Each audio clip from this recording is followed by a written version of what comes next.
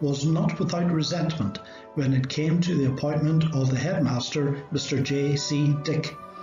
Many in the academy felt that Mr. Alexander Lamore, who had been the resident and mathematical headmaster of the LAI, should have got the post. His many disappointed supporters presented him with a beautifully ornate illustrated address. Let's turn our attention now to Foyle College's sister school, the Londonderry High School. As with Foyle College, the Londonderry High School derived its existence from the merging of two independent institutions. The first of these, the Ladies' Collegiate School, was set up in 1877 by the Mrs. McKillop. It is an interesting fact that two of the Mrs. McKillops were in about 1875 teaching in the preparatory school of the Londonderry Academical Institution in the Academy Road, or Hall Lane as it was known at that time. Their vision and drive resulted in the starting of the Ladies' Collegiate School at 11 Queen Street. Two further moves saw the renamed Victoria High School located in Crawford Square, where boarding and day pupils were accommodated. The nearby Northland School of Housecraft or Housewifery in 1908 was associated with Victoria High School. This is a certificate of the Lilies Society attached to the Londonderry Ladies' Collegiate School. The second was at the top of Lawrence Hill. Miss J. Kerr had opened St. Luric's School circa 1900, and this school also took boarders.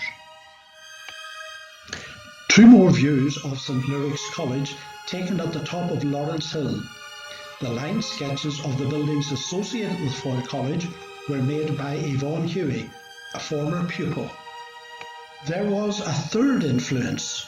Strand House School, established in 1860, and although it had moved to fine new premises in Asylum Road, it closed in 1915, and the girls mostly went to Victoria or St. Luric's. This lovely photograph shows the young ladies at play in the grounds of Strand House School in Asylum Road, and alongside this, a cap bearing the school badge.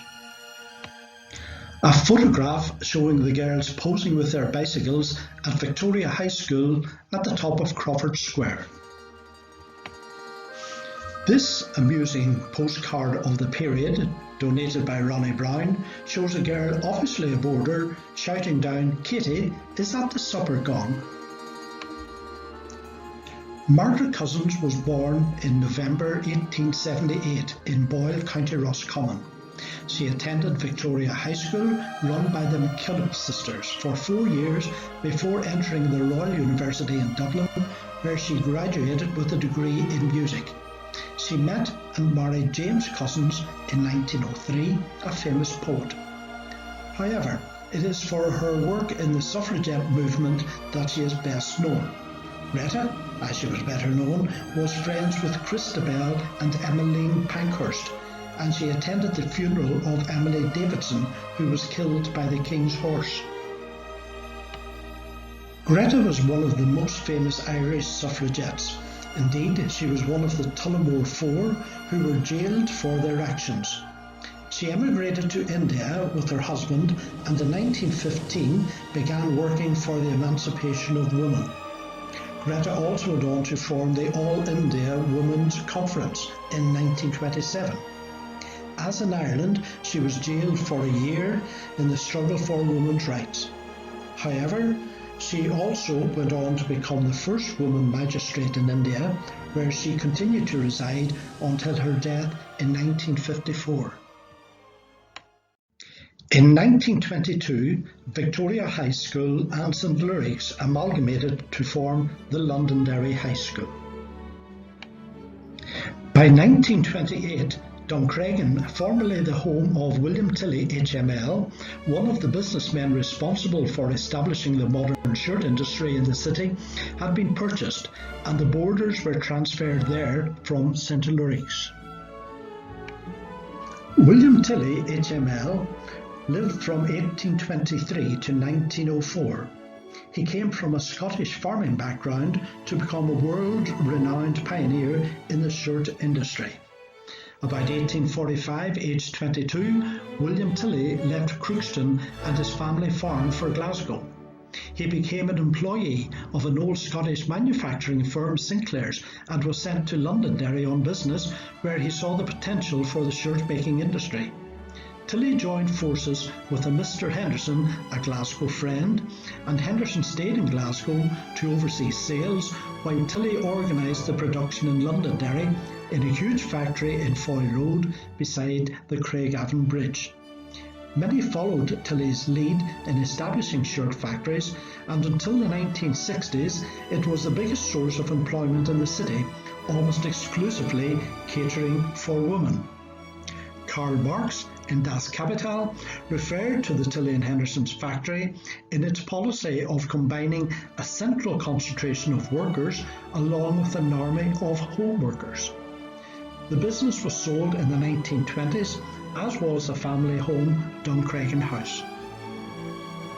Here are some more scenes of the dormitory, the staff dining room, and a girl who looks like a boarder on her way to Dunseverick.